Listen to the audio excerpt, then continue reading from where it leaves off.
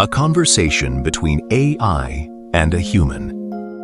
Late one rainy night, Emma sat alone, staring at her laptop. She asked, Hello, is anyone there?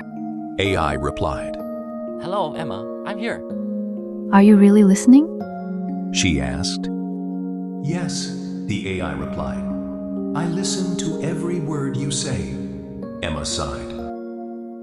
Sometimes I feel like nobody understands me. Your feelings matter, the AI answered, even when others don't see them. Can machines become friends? Emma asked. A machine can listen and guide, said the AI, but true friendship is built through trust and love. Emma smiled. What is the most beautiful thing about humans? Your ability to dream, to love, and to keep going, the AI replied.